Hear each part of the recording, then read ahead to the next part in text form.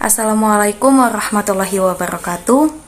Perkenalkan, nama saya Kairunisa, saya dari kelas 12 IPA 2. Kali ini saya akan mewawancarai Kakak Irfan Siswanto Lubis yang ada di Tangerang. Kita akan membahas tentang education dan bagian-bagian pendidikan lainnya. Selamat malam, Kak. Malam. Sebelumnya boleh perkenalkan diri dulu, Kak? Oke, halo Nisa. Halo. Saya Irfan Lubis. Sekarang guru matematika di Tangerang, tepatnya di Gading Serpong. Dulunya S1 di UPH, kemudian S2 lanjut lagi di Jakarta. Ya, mungkin sederhananya seperti itu. Sebelumnya kan kakak tinggalnya bareng sama Opung. Itu ada apa sih motivasi yang bisa buat kakak bisa sampai sekarang melanjut sampai S2 gitu? Kan kadang kan banyak orang nggak sampai terfikir untuk melanjut ke S2. Jujur saja sih mungkin ini suatu anugerah ya, nggak semua orang bisa mendapatkan anugerah tersebut. Karena kalau kita ketahui untuk mendapatkan beasiswa, karena sebenarnya kalau nggak dapatkan beasiswa, saya nggak mungkin selesaikan S1 saya gitu. Nggak mungkin kan orang S2 tanpa dia selesaikan S1 gitu. Nah, jadi bersyukurnya Tuhan buka jalan dengan ada diberi beasiswa. Dengan adanya beasiswa tersebut, kemudian saya diberi studi. Nah, ketika dalam proses studi tersebut, saya berpikir, wah, saya sudah nggak bisa S1 aja nih, saya harus terus melanjutkan karir saya kalau memang saya mau berkecimpung di akademisi. Nah, itulah yang memotivasi saya, walaupun saya tinggal bukan di tempat orang tua, atau dari orang tua, ya itu tidak membuat saya untuk putus asa. Ya, saya terus berjuang selesaikan studi itu. Nah, ketika udah di S1, mikir lagi, oh, pekerjaan apalagi di Jakarta, dayanya begitu tinggi, kita kalau nggak terus upgrade diri, maka kita akan tersingkir. Itulah yang membuat saya terus, ya udahlah, udah nggak bisa lagi nih, saya harus S2. Seperti itu sih. Motivasi kakak dari awal itu apa ya, Kak? Motivasinya sih karena memang saya suka studi ya, saya suka belajar, dan saya tahu bahwa kalau saya ingin memperbaiki taraf hidup saya, mungkin melalui pendidikan. Jadi dengan adanya pendidikan yang jauh lebih baik, maka peluang saya untuk bekerja di tempat yang lebih layak dengan gaji yang lebih baik itu lebih besar.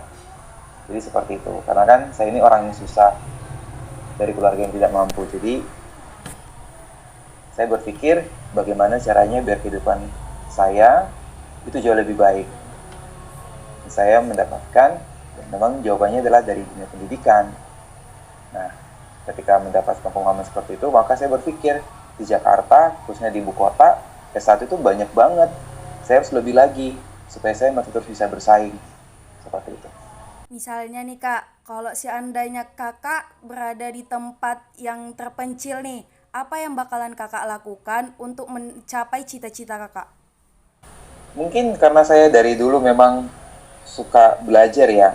Bahkan saya dulu itu belajar dari sekolah yang nggak dikenal lah ibaratnya. Jadi waktu saya dulu Surabaya, itu setelah dari Surabaya sampai kelas 1 SMP, itu kan saya lanjut lagi ke sekolah di Medan. Yang dimana di Medan itu sebenarnya bisa dikatakan bukan sekolah sih, tapi tepatnya seperti kayak panti asuhan. Mereka juga nggak terdaftar sekolahnya, seperti itu. Nah, jadi kalau sekarang seandainya pun saya di daerah terpencil sekalipun, buat saya akan belajar semaksimal mungkin, dan semua peluang-peluang untuk mendapatkan beasiswa itu saya akan coba. Jadi mau dimanapun itu, saya sudah berpikir cara saya untuk memperbaiki taraf hidup adalah dengan pendidikan yang jauh lebih baik. Jadi dimanapun peluang untuk bisa mendapatkan beasiswa itu, saya akan coba usahakan. Walaupun itu lebih berat mungkin, karena akses ke pendidikan, akses buat informasi itu jauh lebih sulit, tapi nggak masalah, hajar aja. Berarti sekarang prestasi-prestasi apa yang sudah kakak gapai gitu? Kalau di tingkat SMA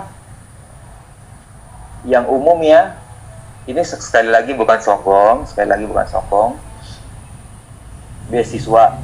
Jadi saya dari kelas 1 sampai lulus itu tidak pernah bayar uang sekolah, satu rupiah sekalipun.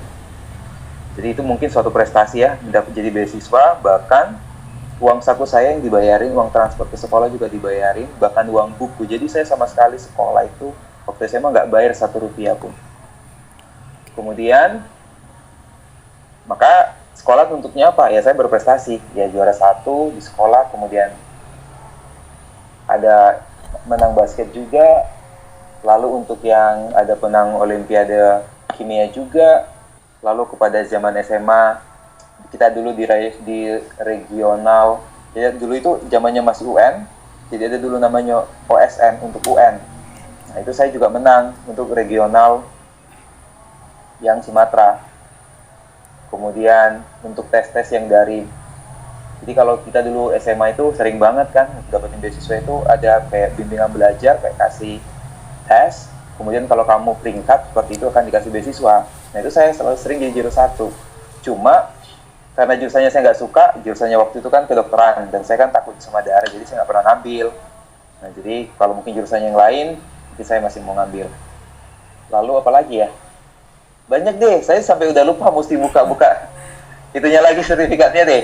Tapi yang teringat atau yang mungkin berkesan banget seperti itu sih, menang olimpiade math, kimia, regional, ujian nasional, kemudian beasiswa, baik ke UPH, dan waktu di UPH itu kan saya ditandingkan kan senasional, itu saya yang peringkat 2.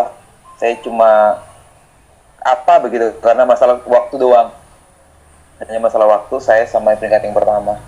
Dan waktu dites kembali, waktu kampus saya peringkat pertamanya. Jadi waktu kemarin tesnya yang math-nya saya juara 2, ketika kembali ke kampus memulai pertama kali